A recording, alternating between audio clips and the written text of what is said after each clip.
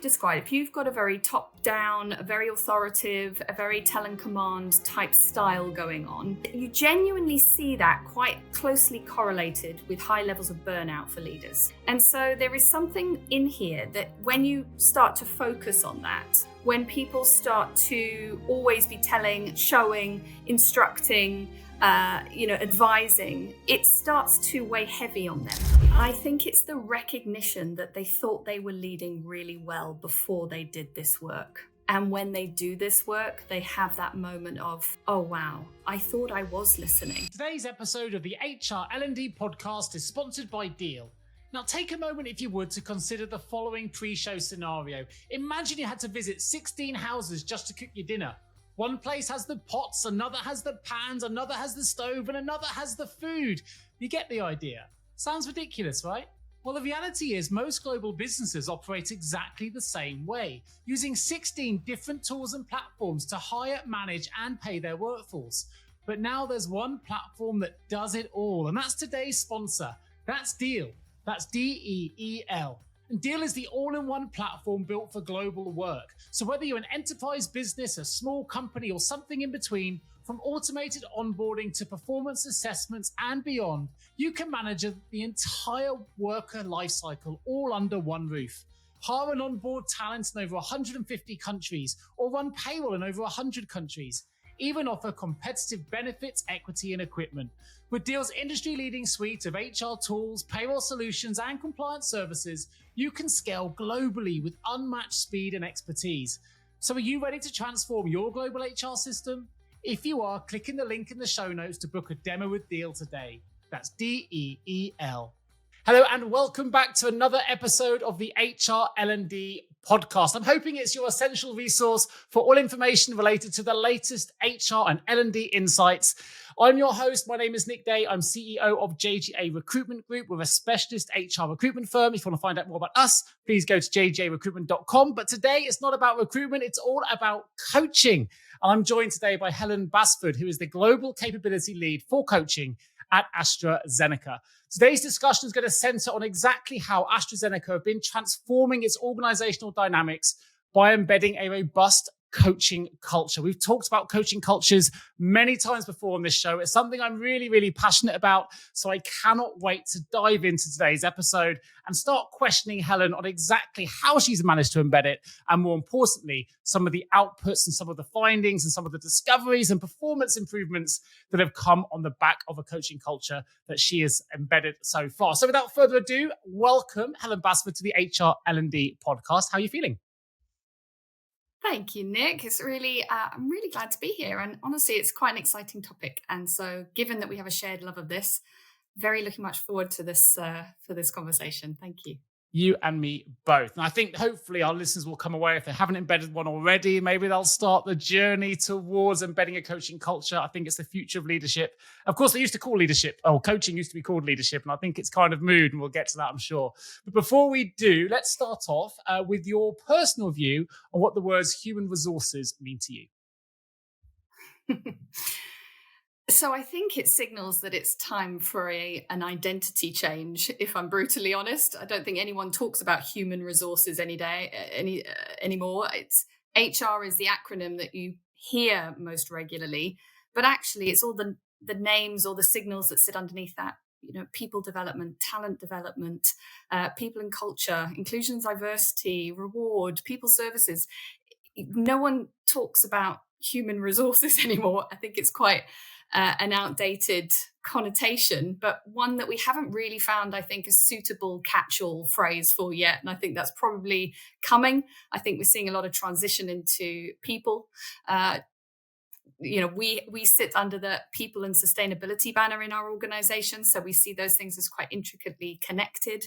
Lots of organizations are giving the signals for the precursor for that, but it hasn't quite shifted just yet. No, I agree. I find it quite interesting. You're actually already under the sustainability banner, because actually where does sustainability sit as well? And we see it HR consistently evolve in that respect. And I was going to ask, actually, where do you sit as global, capability lead for coaching within your organization? Are you under an HR director in terms of your reporting line, or is it under a people and sustainability director? How does it work within your organization? So we still sit under a CHRO, if you like, but underneath that, we have all of our SVPs and VPs that sit as part of different sectors of HR, if you like. So we have grouped together, I think, some probably quite unusual elements. So reward and inclusion, for instance. Talent development sits very closely to that because inclusion, equity, and diversity sits so closely to people development and talent development. Talent acquisition blends into people development. There's so much overlap in what we do. They're not particularly siloed. I think we all agree that we could even be way more connected. Sure.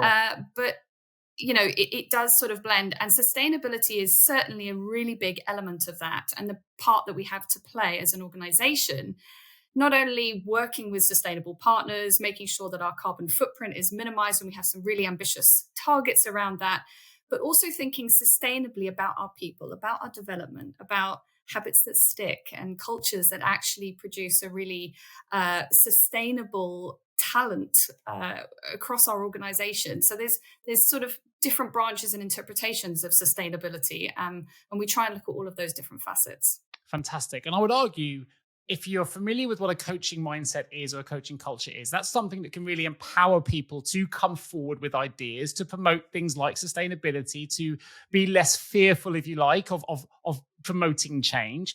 But for those perhaps listening to this that aren't as familiar with what a coaching culture means or what even a coaching mindset is, I wonder if you can just give us a little bit of a very brief kind of understanding of those terms, and then we can start to dive into how you've managed to implement that within AstraZeneca. So I'll try and be brief, but it's actually a bit of a long answer. So I'll keep it as short as I can. But the word coaching is, again, one of those words that's a bit of a catch-all. And when people think of coaching, they think about it as something that's done to another person. It's a conversation had with another person.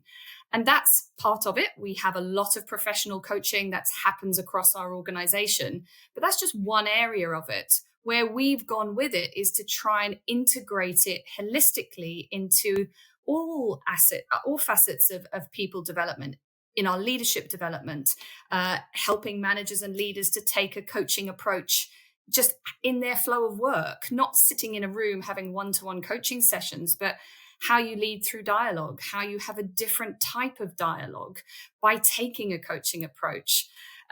We've interwoven it into our performance development cycle throughout the year, having quarterly check-ins with your line manager, and having different types of conversation about your growth, about your career, about your development, and critically also getting feed forward, what we call feed forward, not feedback, but forward-looking input on how you are going to evolve and develop and grow in your career. And that is, very briefly, there's definitely more parts to it, but really trying to drive that throughout the organization in all of our people areas. So it's far more holistic in nature.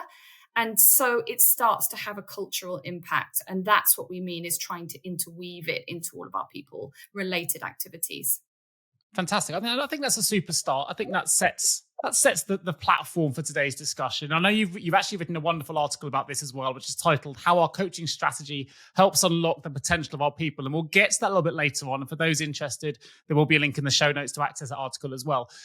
But obviously, that's come on the back of something that you've very successfully managed to integrate into AstraZeneca, which, of course, is the coaching mindset, which is now woven very much into the fabric of the culture of the business. Tell me a little bit about that journey, where we had to start from. I'm sure there's probably some resistance in some corners as well. How that journey's kind of transpired and where you are now. I think there's two sort of foundational parts to that. One was definitely our performance management system that we used to have, which was that very much a annual check-in. It was ratings. It was, you were given a number. You were largely sort of told all the things that you probably didn't do very well or could have done better. And it wasn't a particularly positive experience, as is the case in a lot of organizations. I don't think that will be news to anybody, but we really did ask the organization around how they felt about that and our people, and no one liked it. Everyone had something fairly negative to say about it. It was very rare that it was a very helpful part of someone's development. But when you step back from that and you look at it organizationally and you think about as an organization what we're trying to cultivate, what we're trying to grow, we bring in incredible talent into the organization. We really do have some of the industry's leading people in a lot of parts of our organization. And to not enable them to be even better or to have an experience that allows them to really bring their best performance here, it just doesn't make any business sense as well as people sense. So there is a bigger organizational view here that we really want to help people to, yes, to be at their best. But you hear that a lot in organizations. We want our talent to be, fulfill their potential and be great at what they do. And that's not, that's true. But actually, when you unpick that and you start to see that there's a lot of options here for tweaking systems, tweaking conversations, enhancing input, enhancing people's understanding, enhancing their contribution, and then starting to think about the thousands of conversations we're having in our organization and outside of it across a year even, or even a month, you start to see that there are so many opportunities to really improve it, to enhance it. So when in an organization such as ours, we're going after innovation and really pushing the boundaries of science and asking people to stretch themselves in the way that they haven't before, and we're asking top talent to do that, it takes a real special encouragement. It's not just, we want you to be at your best here. It's on us to really enable that and provide the environment for people to get there and to be at their really very best here. So that's the philosophy, and it's a very intentional strategy. No, I love that. I think you've articulated that really well. I think the thing that stood out for me is when you said we have some exceptional leaders or something along those lines within your business, it doesn't surprise me in the sense that it's not to say others don't, but a coaching culture is a mindset that allows to unlock potential, is how I'd put it, I guess, because you're empowering your staff. And what I've heard in I guess some of the counter arguments to a coaching culture would be it can be a lot more time consuming. It's something that I've heard a lot in the experience that I've had. And to ask someone what they would do rather than just tell them, that can take a lot longer. Sometimes I just need something done. I need it done quickly. So the command and control process works better for me. And I can understand that in the short term, potentially. But of course, if you're always telling someone what to do, you never really unlock the potential that they're capable of. And it doesn't empower people. And also, if you're empowering people and they're taking responsibility, actually in the long term, you save a lot of time, but you have to go through that process of understanding before you see the time savings later rather than the instant mode. So I wanted to find out a bit more about the journey you've been on in terms of how you are fostering a growth mindset through a coaching culture with your employees at AstraZeneca, because presumably the reason you believe you have such great leaders, as you put it, is because you've been able to successfully unlock their potential. So yeah, there's a couple of elements to that. You asked about mindset there, really, and really trying to unpick that mindset around it taking a lot of time. If I know something, I just need to tell somebody to do it. And how do we, I guess, interrupt that habit?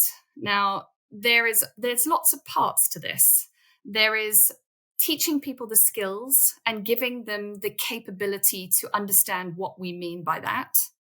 And there is also the element of, let's give you practice in this so that we can rewrite some of the habits and behaviors that you've probably been practicing over perhaps the last 5, 10, 20, 30, possibly even 40 years. And how do we rewrite some of that programming for you to see that you actually have a different purpose in the conversation? So if you going in and telling everybody what to do, when to do it, how to do it all of the time, you're really not engaging with people to get diversity of thinking, innovative thought, fresh perspectives, thinking about what we haven't thought about. What else is there that we might have missed? What are the risks? What's an alternative way of looking at this? How could we look at this through a different lens? And it's in the realm of possibility that you start to have different types of conversation. So if you're just telling everybody what to do and when to do it and how to do it, even in a really nice way, you're just not engaging with anything new. And that really stands in the way, certainly, of our D&I strategy, but certainly on the inclusive element of it, which is we really want difference here. We want people to bring fresh thinking, new ideas, because we are, at that leading edge of science and doing things that have not been done before. So we can't base it on what we already know.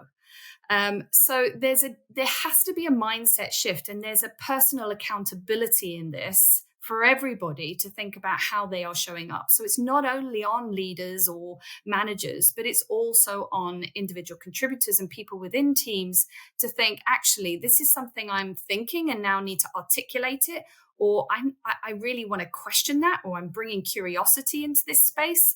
And that really is all about taking a coaching approach, which is very different than sitting and thinking, right, now we're going to have a coaching conversation. That's the stuff that people go, I just don't have time for. Yeah. But the 2-minute conversation that someone says, can I just pick your brain for a second? You have a choice to go, sure, let me tell you everything I think you need to hear. Or you can say, okay, tell me about that. What's the main point you're trying to make? So if we went that route, what's the alternative? What's the risk in that? What would you recommend? What haven't we tried yet? What have we tried yet? What did you learn from that? A different series of questions that can take exactly the same amount of time, but it opens up a different type of conversation. And that's what we mean by a coaching mindset. You don't have to have all the answers. In fact, acknowledging that you don't is a really critical part of opening up the possibility. Yeah, and of course, empowering the individual that's come to you. I think you sort of reeled off, and that's how naturally it comes to you, sort of 7, 8, 9 what questions straight off the bat, which I loved. Because one of the things I love to say to my staff when they come to me is, well, what do you think you should do? What would you do in that situation? You've come to me, that's great. I've heard what you've got to say.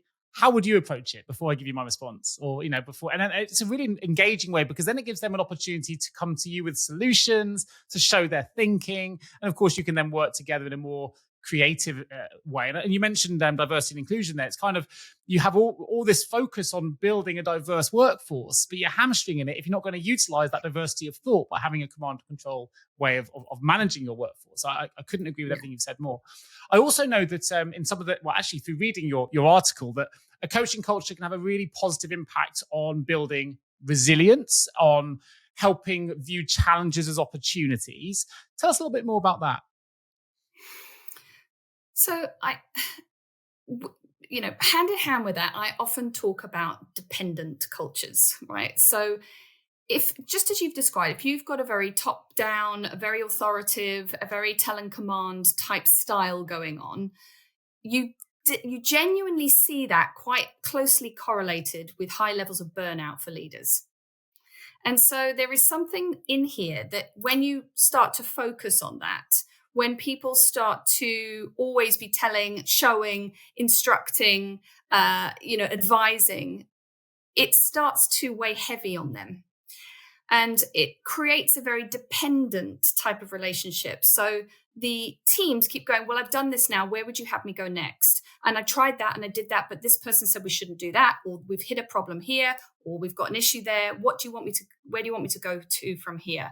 How would you want? And so it's a series of questions back at the leader. And that doesn't have to be the actual, it could be a leader in a project. It could be a peer leader. It could be anything, where that person is now sitting with the weight of trying to solve for all of this battery of questions that are coming to them. Now, on the other side of that conversation is the person asking all those questions. What do you want me to do? When do you want me to do it? How do you want me to do it? And over time, their confidence in making their own decisions and having their own judgment come in here and building their knowledge starts to wane. So they lose confidence in themselves. They start taking less action. They take less accountability.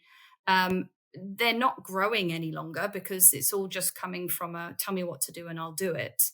And so over time, the relationship really starts to become quite an unhealthy one.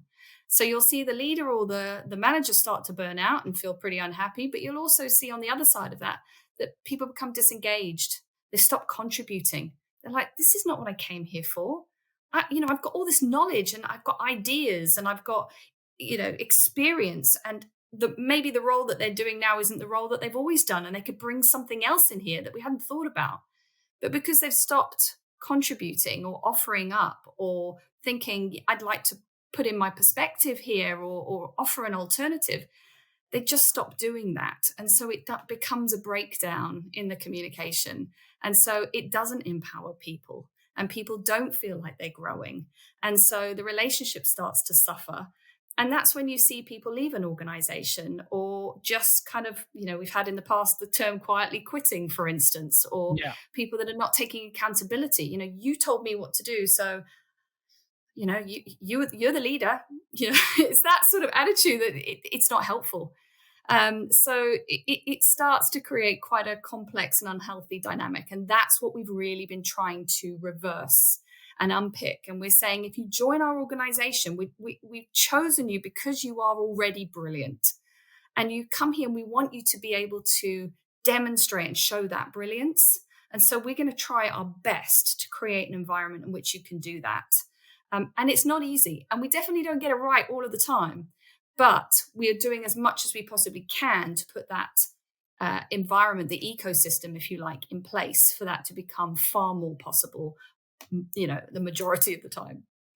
It sounds to me that there's something which I'll mention in a minute that's underpinning all of this, which I want to go to as a slightly separate subject, because for me, it underpins successful people strategy, full stop. So we'll get there in just a moment. But just to reflect on something you've said there, because I think actually what you've mentioned transcends the work environment, right? The idea of us being listened to, for any individual to feel listened to, is so powerful in every engagement, conversation, communication, social interaction that we have. And whether it's relationships outside of work or inside of work, it's a really important thing. And someone once said to me, and I've never forgotten it, and hopefully this will be an easy way to visualize this as a listener to the show, is people would rather work for elephants than hippos.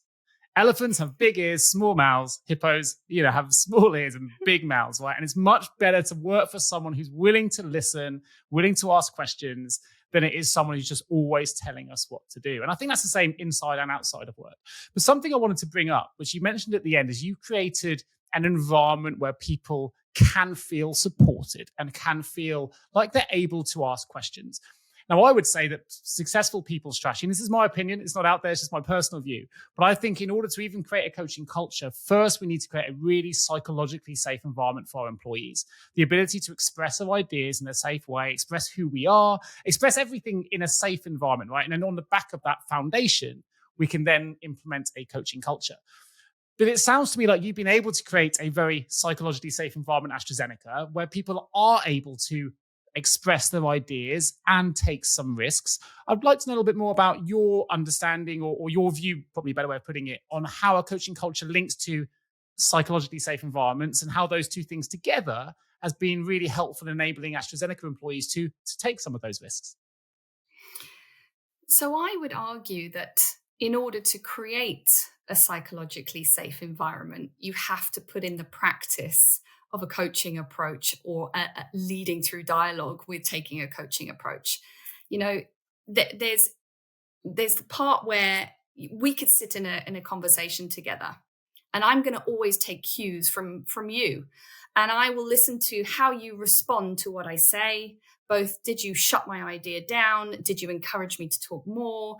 Did you not judge me when I sort of said, look, I'm really not sure about this, but I'm going to just say it anyway? Did you imply that I probably am a bit naive, or didn't know better, or didn't have the knowledge that I should have at this stage? If you're giving any of those subtle cues, I'm not going to do that with you next time. I'm going to go, okay, next time we have a conversation, I'm going to do this very differently. And so it again, in the unit of conversation, it shuts that down. And I think there is something about how we interact and the cues that you give, the way in which you receive and listen and are curious and create that dynamic. We can't see it, we can't touch it, but we can absolutely feel it. We can feel when we can trust someone, we can feel when we can show up authentically, we can feel when we're just having to, discuss out loud our thoughts, or if we have to really guard what we're saying. And so I would say it's through the practice of the dialogue that you create psychologically safe environments, and you put in the communication and the infrastructure to do that. And something that we haven't touched on is really around that communications piece. As an organization, you have to make it okay. You have to say, this is what we want to create here, and give the cues collectively and at scale to say, this is what we're trying to build. but we're inviting you to come and build it with us. This isn't up to the business to create. It's up to everybody as individuals within the business to create it. And so there is a bigger communications and engagement strategy around this, which articulates it. Say, this is how we want it to be here, and we'll help you to do that. But we also don't want to create a cookie cutter machine. We're not expecting you to jump into a particular mold, but we're going to give you the skills and the opportunities to really develop yourself and your coaching approach and be coached and experience what it is to be coached by a professional coach or your line manager, for instance, etc., and to be able to really engage in that dialogue in that way. So it's quite a holistic piece, and we embed that into leadership development, onboarding, for instance, through talent acquisition. There's a number of different touch points where we try and bring it all together so that there is a consistent strategy here that's echoing throughout the people strategy. I think that's a really fascinating response. I haven't really thought about it that way around. For me, it's always been psychologically safety first, but actually the way you've put it suggests to me, and I would agree, that it's more symbiotic than that. Well, I would argue it's more symbiotic than that. I agree with you. You need to have that coaching mindset in order to put the foundations in place in the first instance. But I think also that for those individuals that create that environment from the ground up, typically that would be an innate way of being anyway. It may not necessarily be intentional, but I would argue in order to create an intentional coaching culture with that awareness, you still need that psychological safety first. But I also agree you can't create it without having that coaching mindset to implement it. So maybe it's a bit more symbiotic, but I found your response absolutely fascinating and really interesting. And I'm fully immersed in agreement with the way that you view it. But for those listening at the moment, and go, okay, this all sounds wonderful. You've empowered your employees. You've got great leaders. You're embracing diversity of thought. That's all wonderful, but how do we measure the success? What are some of the data points we can lean on to understand how mature we are in our own coaching culture that we're trying to implement, or how can we utilize data points to ensure that we're in alignment with the broader business objectives? Hello, HR and people leaders. Are you exhausted of the war for talent cliche? The problem is when we hear a cliche, it usually exists for a reason. However, we think it's time for a fresh approach to the talent crisis. That's because at JGA Recruitment, we understand the real challenges you face in sourcing phenomenal HR and people candidates. And guess what? We think we have the solution. Our team is on a mission to revolutionize your hiring process. That's because we're not just recruiters. We're strategic partners dedicated to finding HR and people professionals who align perfectly with your company's vision and goals. So let's break the cycle of frustration together. Partner your talent acquisition strategies with JGA Recruitment and experience the difference in service, excellence, and results. No longer do you need to suffer the costs associated with a poor hire, because with over 100 five-star Google reviews and already trusted by many of the world's leading brands, why don't you take action today? Contact us at jgarecruitment.com to discover how we can help transform your HR and people teams. And here's a bonus. When you visit us, you can sign up for our weekly HR newsletter that's packed with invaluable industry insights and more. Let's revolutionize your HR talent acquisition strategies together and make the war for talent a cry from the past. Visit jjrecruitment.com to find out more. So there's a number of different ways to do it and a number of different metrics that you should be pulling from. I hear all too often, other organizations and the sort of network that I have of people going, well, we do lots of coaching within our organization, so we must have a coaching culture. And you kind of, that's not how it works. And if you were measuring that or listening, you probably wouldn't. You probably find that most of your organization wouldn't agree. So it has to go beyond that. We do a lot of measurement, probably coming from an insights and research background myself. It was always going to be part and parcel of this. But how do we know? If our values are that we follow the science, we have to take an informed view of, is this working? And is what we're doing working for our people? But we don't just ask people. So, take the professional coaching space. We don't just ask people, do you like your coach? Because everyone likes a coach. And that's not the point of a coach. They're not there to be your friend. Was the coaching effective? Did it really move you forward? Did you reach the desired outcomes and goals that both you and your line manager and your coach really agreed on and that you wanted to do? So there's different questions you could be asking. But in the leader and manager space, we're not asking those managers and leaders that have gone through the development in this capability build around coaching and capability around coaching approach. We don't just ask them, how well do you think you did? There's always overclaim. People will go through a course and go, I'm brilliant now, I'm a coach. Well, no. But their confidence has grown in themselves. That might have grown. But actually, what's much more interesting is when you ask the people that these leaders lead. We ask the teams, how are they showing up for you? What's the dialogue like? How are you, are you seeing a difference from the beginning to now that they've gone through a coaching program or they've had some sort of intervention? What are you seeing now? And we really do ask those questions. And we've got 20 statements of questions that we ask. And we've been doing this over time and getting thousands and thousands of responses. So you start to build up a picture over time, and it starts to be a very consistent set of responses. And when you've done that over a series of years and you're sitting with 20,000 responses, you've got a really credible data source there and a data set that tells you that you're moving it in the right direction. And we start to see, in terms of that behavior change piece, it's now actually around 14%. My latest figures last week, it actually is climbing. It was sitting at 12, it then started shifting into 13%, and now it's gone into 14%, which for behavior change is high.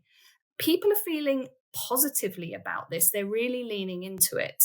So it's not just the people that we're doing the interventions with, it's the people that they are working with that are on the receiving end of this difference in approach. And so that's a really big part of our data. But we also do annual surveys across the entire employee base and ask questions there too, twice a year. So, you start to collect different data sets, and it really does collectively tell us quite an impactful story. So you can see you're shifting it in the right direction. It also gives you indicators if you need to make tweaks or changes along the way, or something that you need to dial up. For instance, we started seeing that what we were noticing is that the ability for a leader to ask for feedback on themselves. So what feedback would you have for me as your leader, or how am I doing, was probably one of the least practiced capabilities, or least practiced set of behaviors.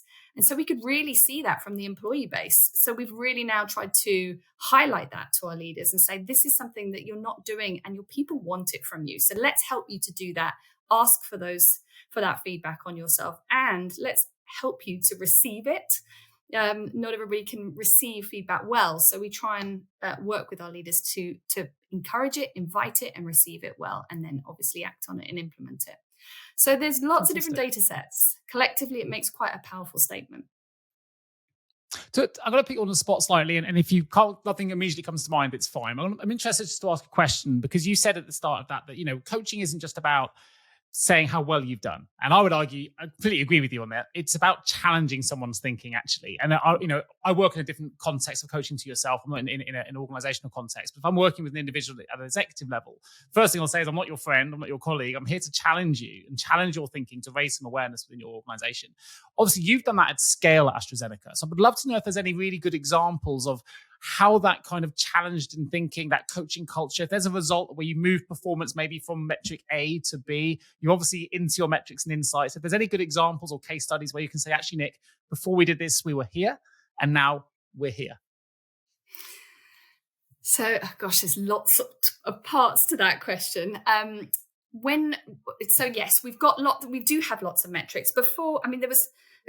Winding it back about 4 or 5 years, we didn't have a performance development culture. It was performance management, and it was a very different dynamic. We could tell that was not particularly well received, but we could also see in that data how it was impacting employees and their experience of being in the organization. So when I first started, and it even winds back to prior to that, we could see percentages in the organization, and they were hovering sometimes around 68, 70% of people were satisfied with, their engagement with their line manager and feeling developed, etc. We've now pushed that up into 85%. So they are acknowledging that they're getting coaching styles of conversations, that they've got development opportunities.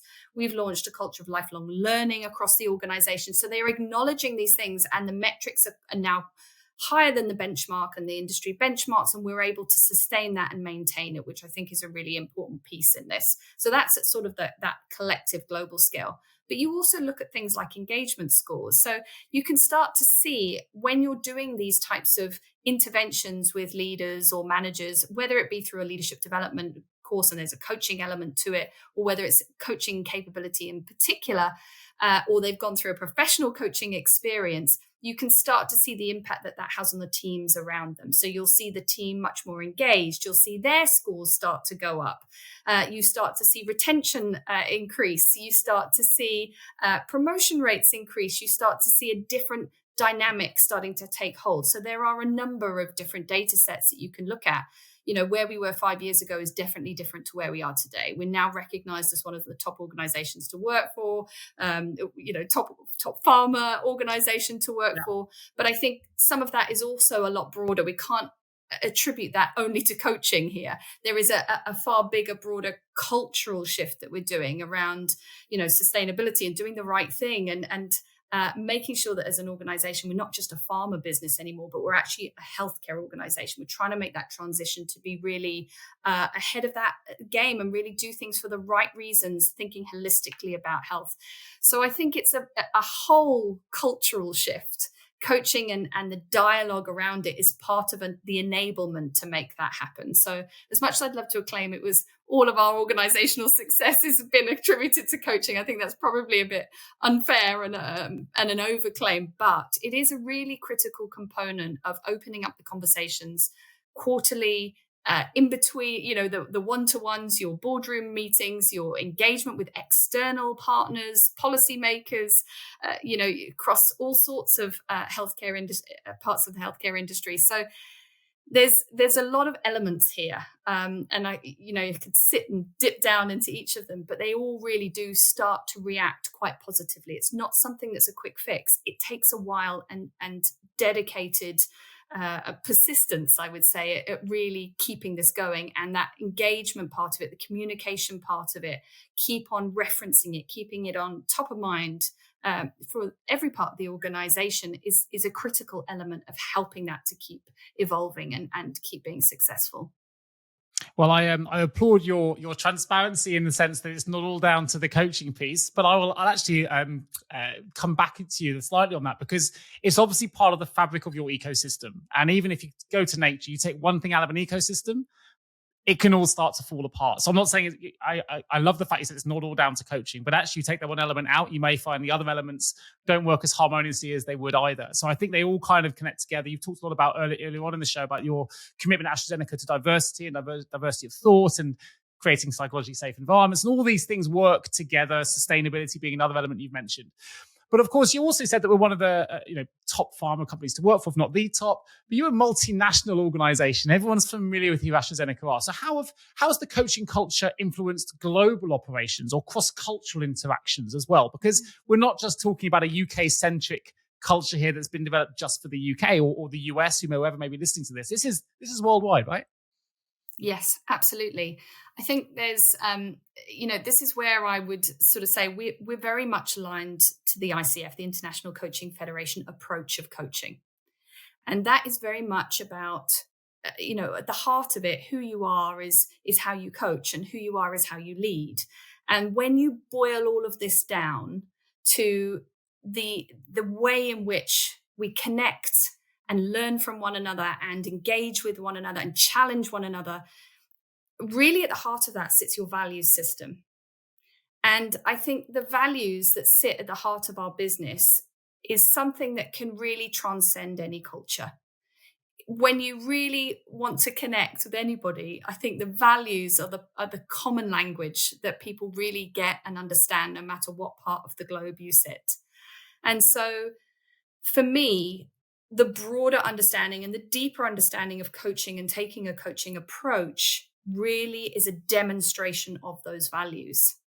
And so whenever we work with different parts of the organization, there is an acknowledgement that we're starting to talk a language that we both get, that we can both,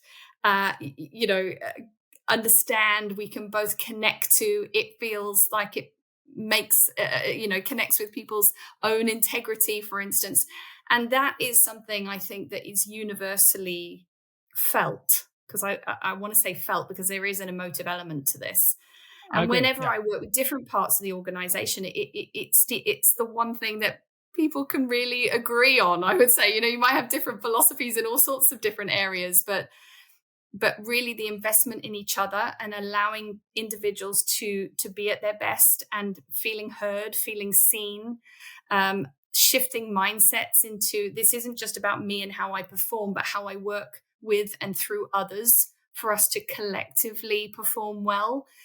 That's where we start to get into real values territory, doing the right thing for the right reasons. And I think that is something that is universally understood. And so for me, culturally, coaching is one of those elements that really does connect.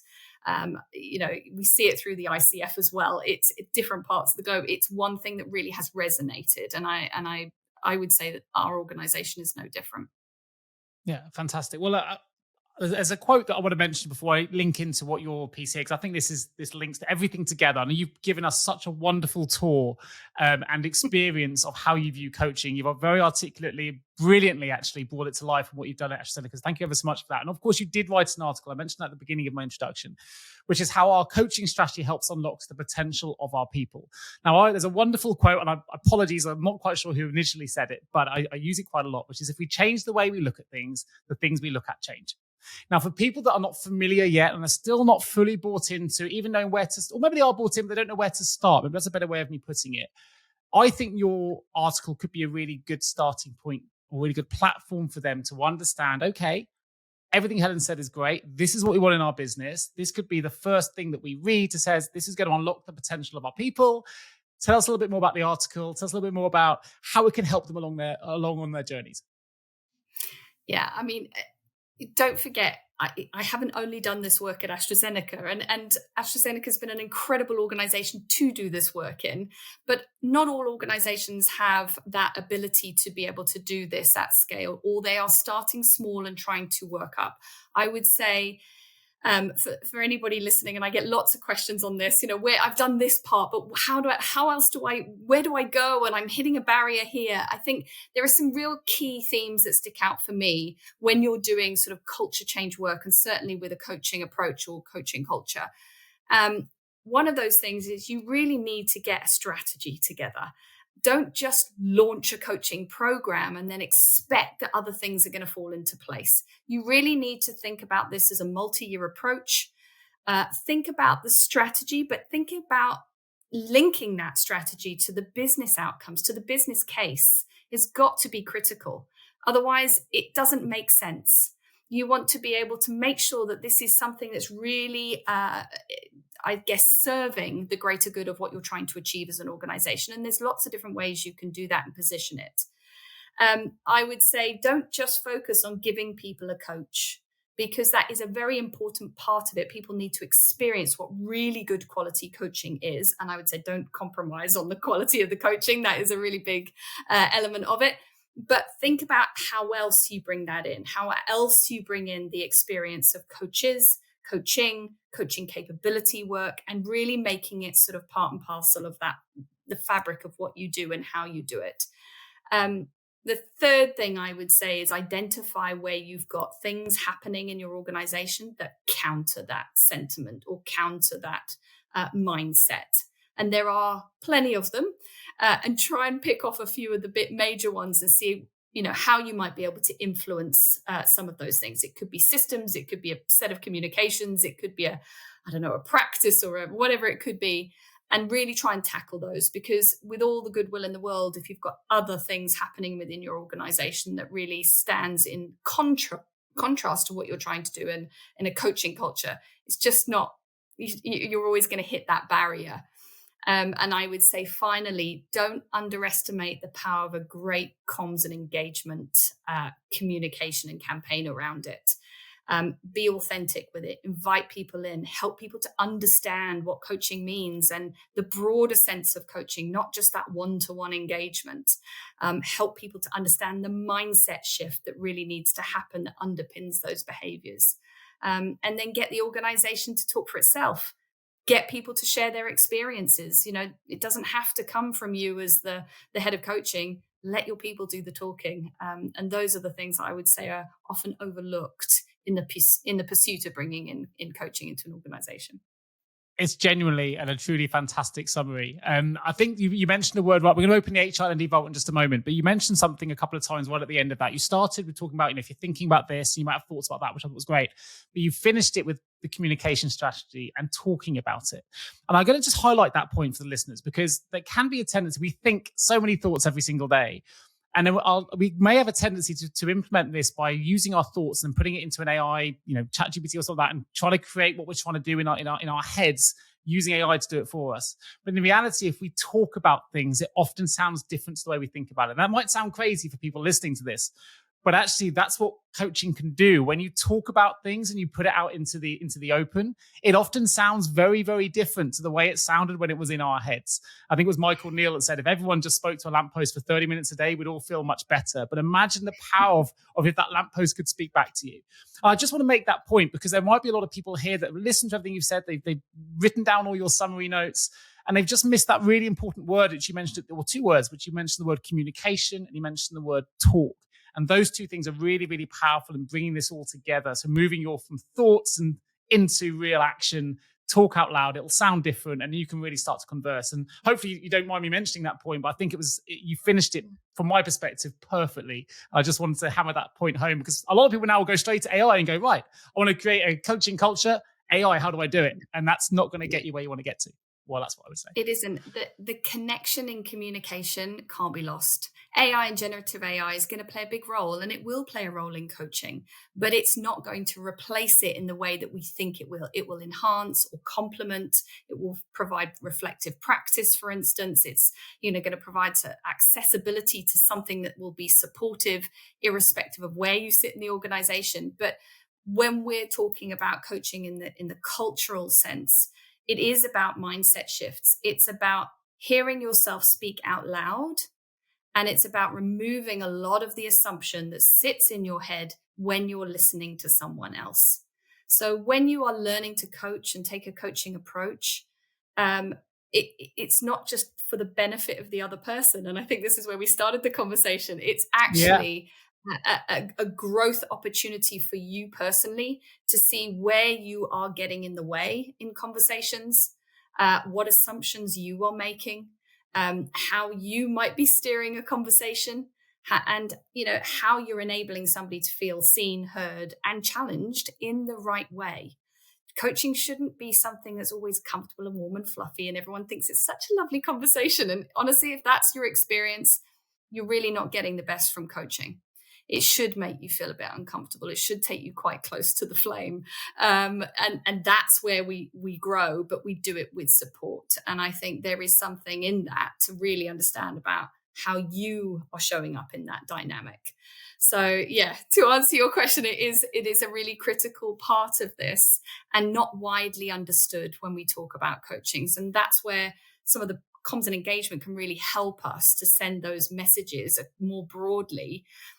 Because you need to take the whole organization along. You can't expect your employee base to just know what this is going to do and show up in this way. We have to ready them to. So that's a very critical part of why our communication is so important at a global scale, but also in that one-to-one space. Couldn't agree more. And delighted we managed to go full 360 with the conversation. So a perfect time to open the HR L&D Vault. So now I've got three short questions for you. We're going to unlock the hood of your mindset now in your brain to understand. And this is the first question. If you could give one piece of universal advice, what would it be? Stop assuming you know what someone means. Yeah, I love that. I'll take a little moment to pause. Love that. Hopefully our listeners are doing the same. Question number 2. Reflect. Let it sink in. Let it sink in. So I'm jumping in too soon. This is my hippo talking now. We'll go back there. I need to keep those big ears flapping. Reflecting on your career start, what advice would you give those just starting out on their career journey in today's work environment?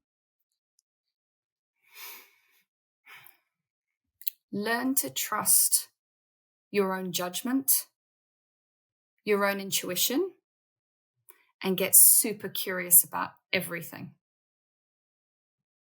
Love that. Curiosity is the key. Love it, love it, love it. Okay, last question. From your experience, what common trait or behavior have you observed in the effective leaders that you've had the opportunity to work with? Or what's the most effective trait or behavior? I think it's the recognition that they thought they were leading really well before they did this work. And when they do this work, they have that moment of, oh, wow, I thought I was listening. I thought I was coaching. I thought I was empowering others. And when they do this kind of work, they recognize how they were not doing it. And once they get how to do it, they keep saying how radically life-changing it is, and not just at work, with all relationships, especially with teenagers. For sure. There's a real fundamental shift about how people are showing up all round. And I think what I then see is the real gratitude in leaders for helping them to see themselves differently and helping them to see the impact through others that they're able to have. It's quite remarkable. Yeah, I love that. That happened for me, by the way. I don't mind admitting it at all. About 5 years ago, right between the eyes, I went and started my coaching journey, which started with reading. And as you say, it's like a feeling earlier in the show. Right between the eyes, I had that moment of going, I always thought I was good at this. Wow, I now can be so much better. And you mentioned gratitude at the end, which often interlinks with coaching. And there's something about doing gratitude is one thing, but being in gratitude is something entirely different. And I think that kind of all for me anyway was probably, in my own experience, all kind of intermixed. Yeah. But for sure, I love the fact you brought that moment to me, because I wasn't expecting you to go there. We have common answers, which are very valid answers of empathy or compassion, or you took me somewhere else. So I really enjoyed that, because 5 years ago, that experience happened to me. And hopefully it will happen to many of the listeners who are enjoying the show today, who start embarking and exploring and investigating more about what coaching culture can bring for them. Fantastic. Right. Well, I'm going to put a link in the show notes to that wonderful article that you've written. So if you are interested in finding out more and want to read about how you can create a coaching strategy that can unlock the potential of your people, please do go to the show notes, click through to that. Of course, if you want to find out more about what we do at JGA Recruitment and you need support recruiting top talent, please do go to jgarecruitment.com. And I just want to say one final huge thank you to Helen for joining me with your invaluable insights into the world of what a coaching culture is, how we can implement it, what it can do for our employees, what it can do for our brand, what it can do for organizations. We haven't even touched upon the impact it can have on talent attraction. You mentioned retention, I think, earlier in the show. That's my lens. Like, if I was creating an EVP for AstraZeneca, it would be, you've made my job way easier by doing what you do. So the ramifications of this transcend what you achieve internally, they go externally as well. I think that's really important for me to mention. I just want to say a huge thank you once more. Yeah, there you are. Yeah, I'll save it there. One more huge thank you, Helen, for joining me today. And thank you, of course, to our listeners for joining us again on the show. If you do enjoy it, please do remember to subscribe to the show. Please review it if you get a moment. I'll be hugely grateful. But most importantly, please do share it with at least one HR colleague or L&D colleague or friend, because together we're really trying to raise the profile of the industry for everybody to ensure a better HR or people future for everyone tomorrow. So Helen, once more, thank you. I look forward to bringing you the next episode real soon. Absolute pleasure, Nick. Thanks so much. Today's episode of the HR L&D Podcast is sponsored by Deal, the all-in-one global people platform that simplifies how you manage the entire global team lifecycle. From contractors, direct employees, EOR, and more, you can manage them all in one place with Deal. Hire and onboard talent in over 150 countries in minutes, or run payroll in over 100 countries with just one click. Offer competitive benefits, equipment, and equity from a single dashboard. Even customize career roadmaps, performance assessments, and more for your team through Deal's suite of AI-powered learning and development tools. So no matter your global business goals, Deal's team of over 200 legal experts keeps you compliant with local laws every step of the way. So whether you're an enterprise business, a small company, or something in between, Deal is built to meet your unique global HR needs. Ready to transform your global HR? Click the link in the show notes to book a demo with Deal today. That's DEEL.